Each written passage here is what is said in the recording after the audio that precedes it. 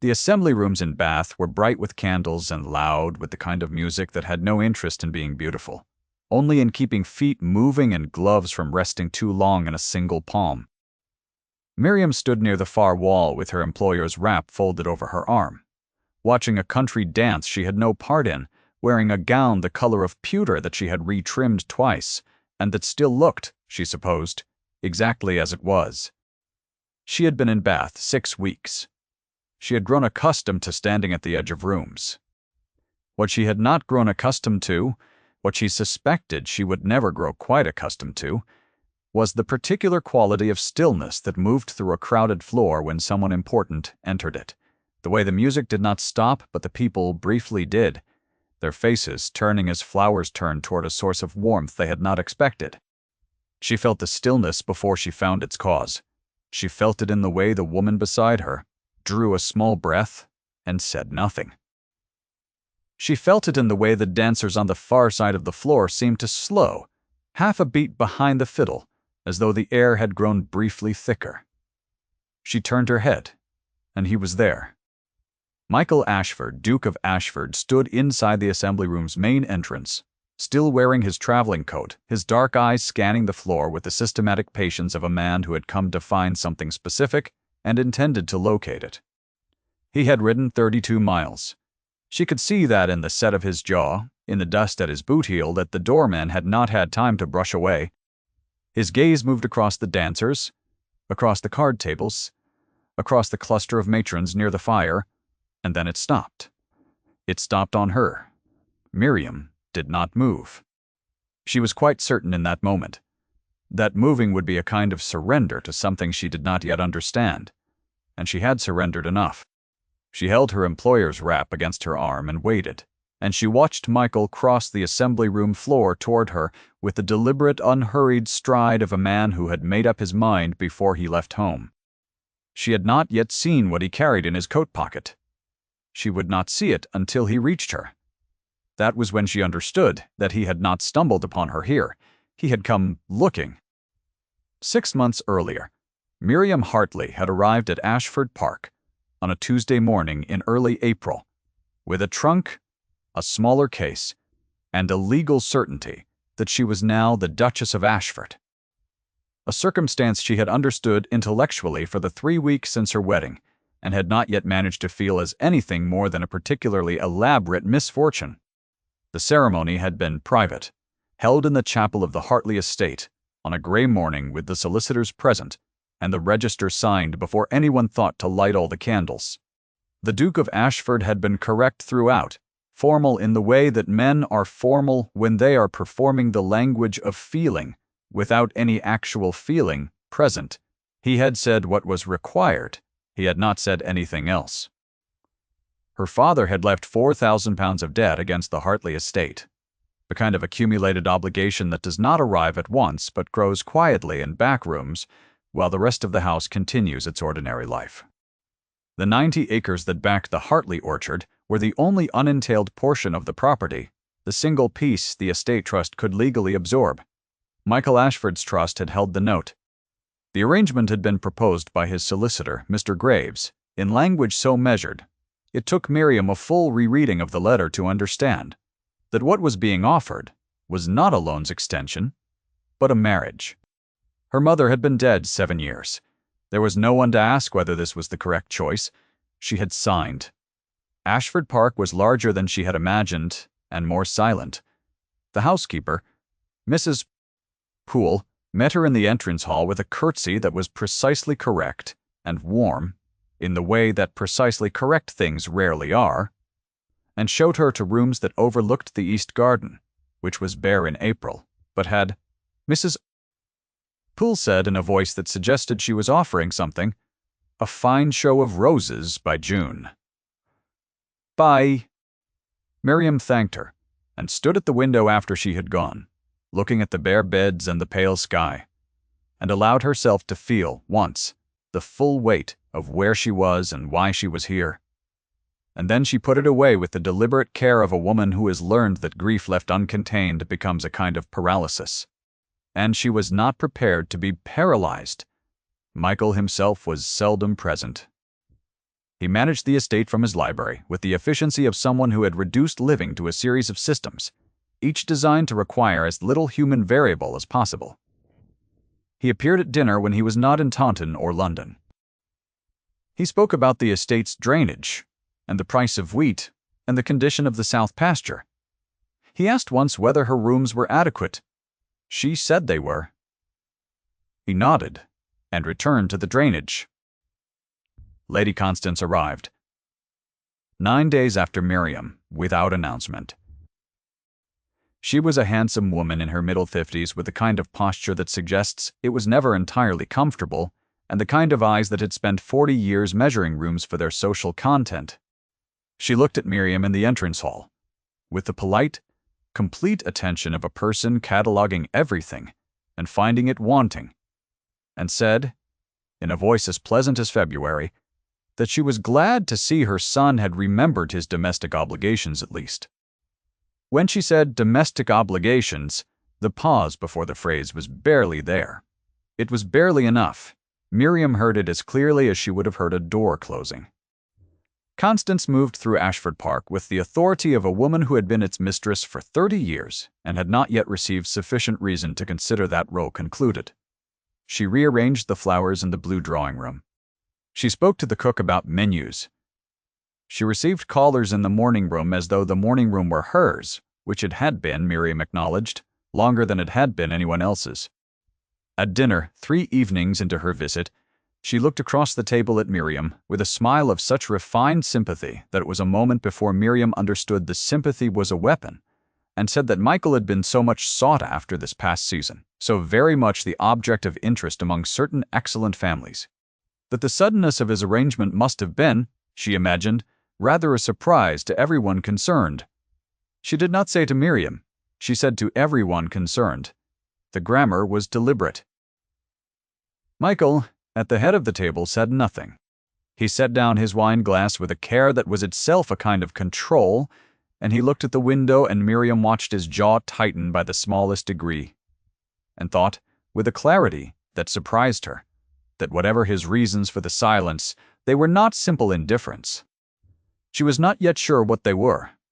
The dower cottage was a quarter-mile from the main house, down a path that the estate's maps called the lane, and that mud season had turned into something more like a decision.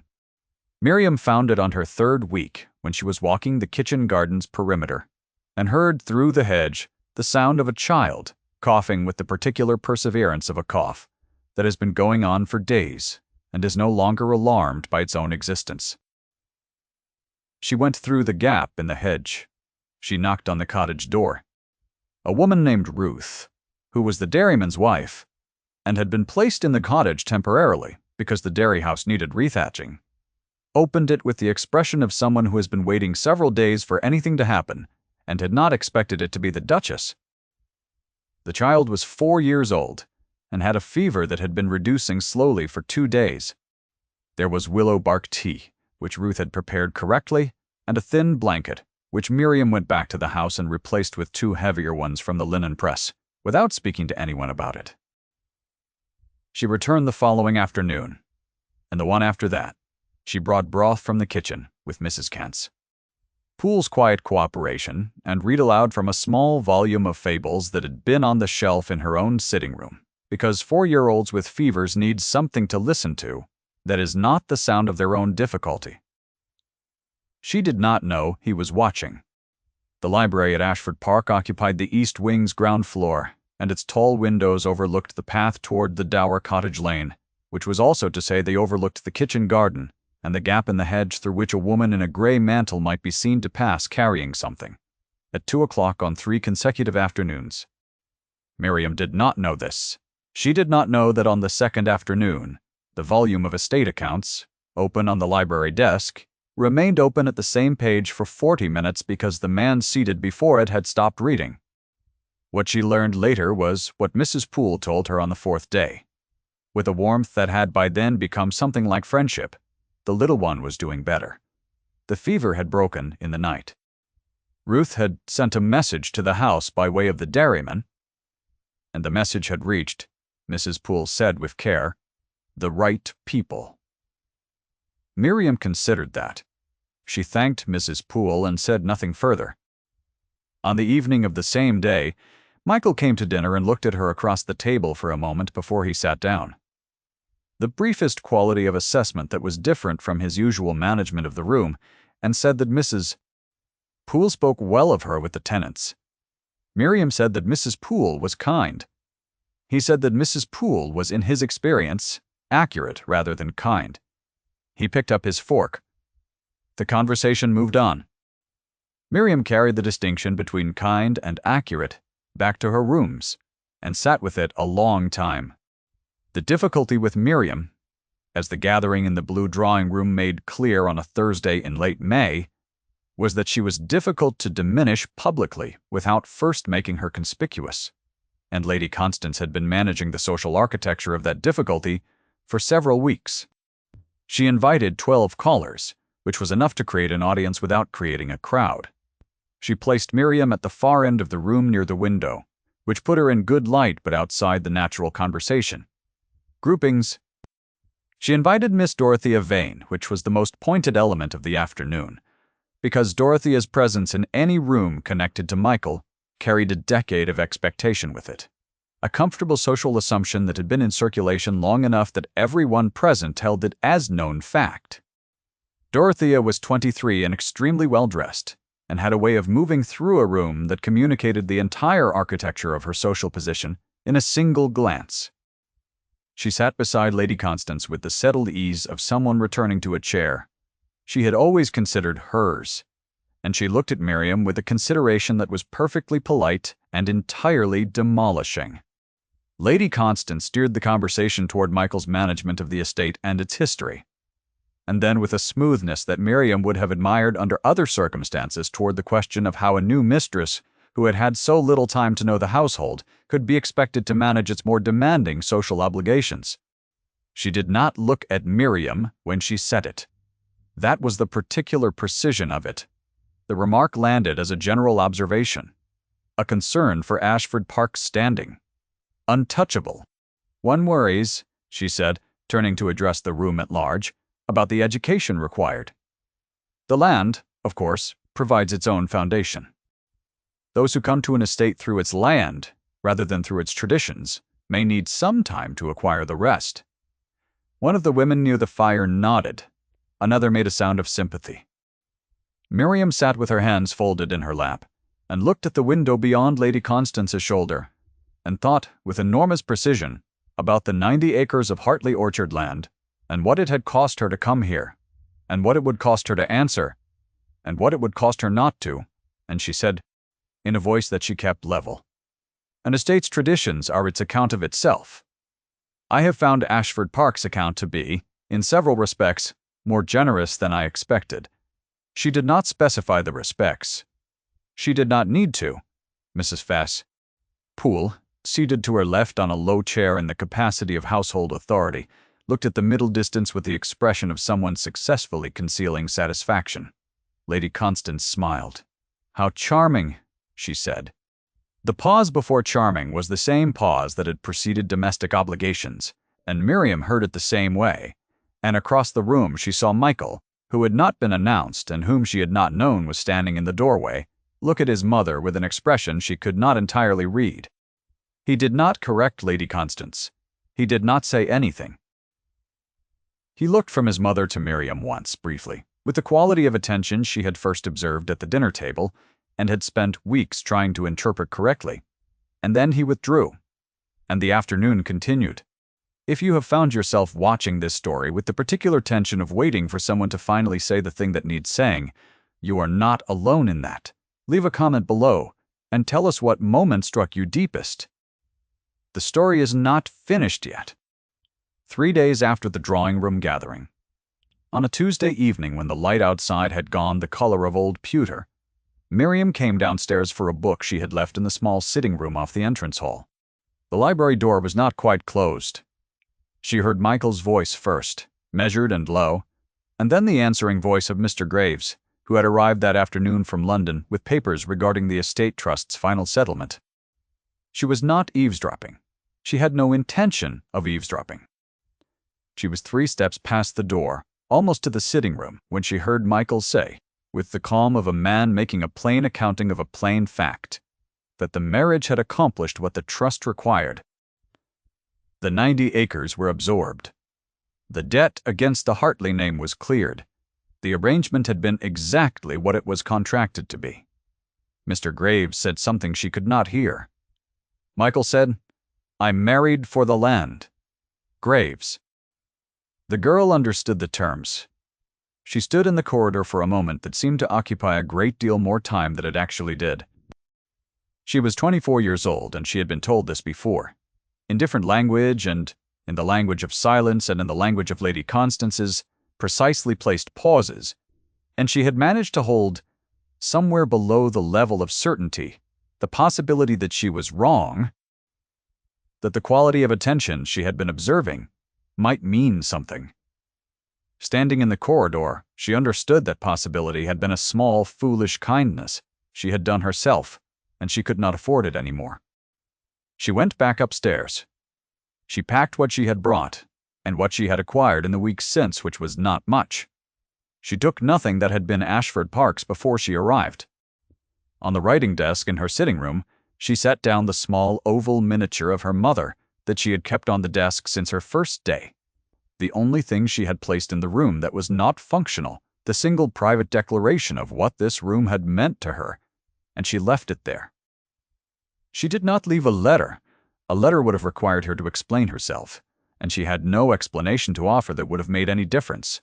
She was gone before the house woke. She took a coach from Taunton to Bath. She had written 3 weeks before to a Mrs. Ellsworth in Bath, a widow of modest means, who had been a friend of her mother's and who had mentioned, once in a letter, that she was in need of a companion with some steadiness of character. Miriam had written to ask whether the position was still available. It was. Mrs. Ellsworth was, as it turned out, a woman of considerable energy who needed someone to walk with her in the pump room each morning, and read to her in the evenings, and accompany her to the assembly rooms twice a week, which was not nothing and was better, considerably better, than returning to a house where she had no name, no family, and no reason to remain. She arrived in Bath with her trunk and her smaller case, and a steadiness of manner that Mrs. Ellsworth called admirable, and that Miriam herself understood to be the outer surface of something that had not yet decided whether it would hold. 6 weeks in Bath. The assembly rooms twice a week, the pump room in the mornings, the circulating library on Tuesdays. She wore the pewter gown she had retrimmed twice, and carried Mrs. Ellsworth's wrap. When Mrs. Ellsworth was warm, which she frequently was, being a woman who ran at a temperature the rest of the room considered excessive. Miriam was not unhappy. She was not happy. She existed with a precision and economy that kept the days organized and gave her no time most days to think about what had been said in a corridor in a house 32 miles to the northeast. Then the music faltered by half a beat, and the room turned, and he was there. He crossed the floor with the same direct, unhurried stride she had first read as coldness, and had later, in moments she no longer permitted herself to dwell on, come to read as something else. He was not wearing a dancing coat. He was still in the traveling coat and his boots were dusty, and he looked at her with the expression of a man who has arrived at the exact place he intended to reach and finds the situation considerably more difficult than the traveling. He stopped in front of her. He was close enough that she could see the line of his jaw and the exact quality of his eyes, which were in the assembly room's candlelight not cold at all. They were the gray of morning sky, before the sun decides what it will do with the day. He reached into his coat pocket and held out the miniature. The small oval frame of her mother's portrait, which she had left on the writing desk at Ashford Park 6 weeks ago as the only language she had for what she was surrendering, sat in his gloved palm. She had not thought he would notice it, was gone. She had not thought he would know whose it was. She had told herself that he would not care, and she looked at it in his hand and understood that he had not only noticed, but had brought it 32 miles, which was not a thing a man did with an object he considered meaningless. He said with the full weight of the room behind him and not a syllable of apology in his voice, only the deliberate plainness of a man who has decided the only remaining currency is accuracy. I told Graves, I married for the land. I told him the truth of what the contract was. I did not tell him, because it was not his business, and because I had not yet told you, that the land has mattered less to me every week since you arrived. She did not speak. The assembly room was quite quiet around them, which was to say, the music was still playing, and the dancers were still moving. But the particular population of Bath society that had attended the Thursday drawing room at Ashford Park, and had since settled into Bath for the season, was watching with the attentive stillness of people who have been waiting for a creak. Verdict. Mrs. Poole told me about the child, he said. I had already seen you. Her throat tightened. She had understood on some level from the afternoon of the dinner table, and the distinction between kind and accurate, that he had known. She had not known until this moment, that he had watched. I went to your rooms the morning you left, he said. You took nothing that was not yours. You left the miniature, which was yours. A pause. Exactly one beat. The kind of pause that is itself a statement. I would like to return it. I would like more than that to ask you to come home. The word home occupied the room in a way she had not expected. Home was not Ashford Park as she had known it, bare beds in April and the correct silence at dinner. Home, as he said it, was something he was offering with a specificity that made it different from the contract, from the £4,000, from the 90 acres absorbed into the trust. He was not offering a legal arrangement. He was asking Dorothea Vane stood 10 feet away, beside a woman she had been speaking to when the room turned. Miriam saw her face for a moment. The particular quality of recognition that settles on a person when they understand that what they had assumed to be certain is not. There was no cruelty in it, from Miriam's side. There was only the plain fact of the room rearranging itself around a new axis. Lady Constance was not present. Constance was in the country, at Ashford Park, where she would return in due course to the status that was properly hers, a valued presence in the dower cottage, consulted on matters of domestic history, no longer the final word on anything. That rearrangement would happen quietly, and with the deliberate courtesy of people who understood that the social order's adjustment is more lasting when it is conducted without theatrical reversal. Miriam would see to that herself. She looked at the miniature in his hand. She reached out and took it, and as she did, his fingers closed for a moment over hers, still gloved, the warmth of his hand coming through the thin kid leather with the specificity of a thing that is real rather than ceremonial.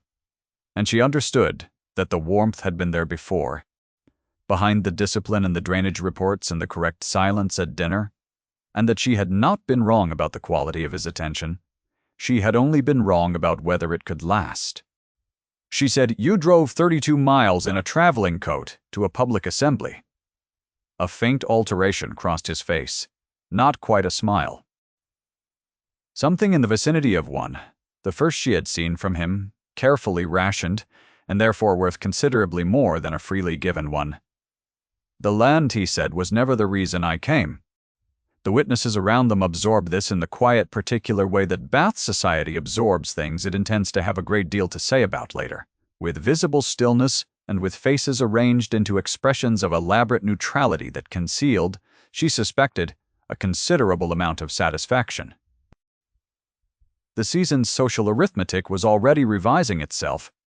The woman in the pewter gown, retrimmed twice, carrying an older woman's wrap at a Thursday assembly, was not the figure of mild collective sympathy the room had been composing her as for 6 weeks.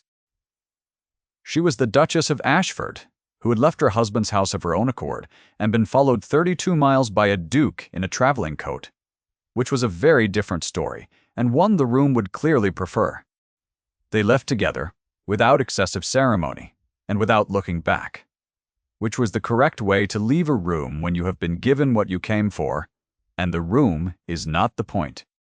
The road back to Ashford Park in the dark was 32 miles, and they covered it in the traveling carriage, with the lamps lit against the November night, and the heater stones warm under the seat. And they talked. She did not know later what had changed in her, between the corridor and the assembly room in the carriage, except that what had changed was not her circumstances, but her certainty. About them, the way ground feels different under a foot when you are walking towards something rather than from it. He told her about Eleanor. Not at length, not with the rehearsed fluency of a man who had made peace with it, because he had not entirely made peace with it, only with the fact of it.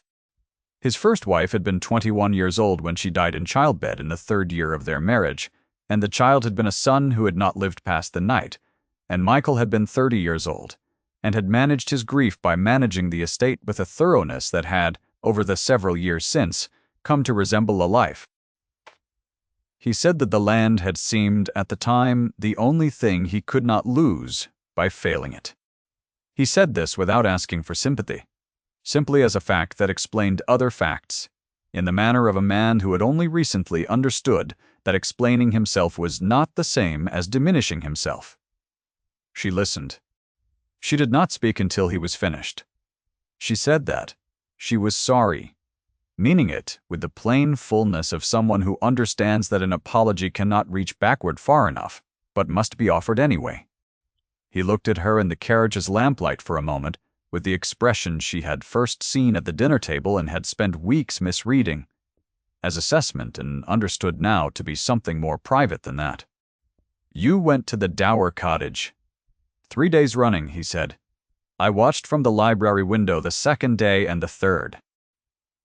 And I thought on the 3rd day that a woman who would read fables to a dairyman's child at 2 in the afternoon and tell no one about it was not a woman who had come to Ashford Park simply for the clearing of a debt. She considered the 90 acres of Hartley Orchard, and her father's £4,000, and the signed register in the chapel, and everything that had followed, and she said, 'I did not come simply for the clearing of a debt, either.' The fire in the library hearth was burning when they arrived, because Mrs.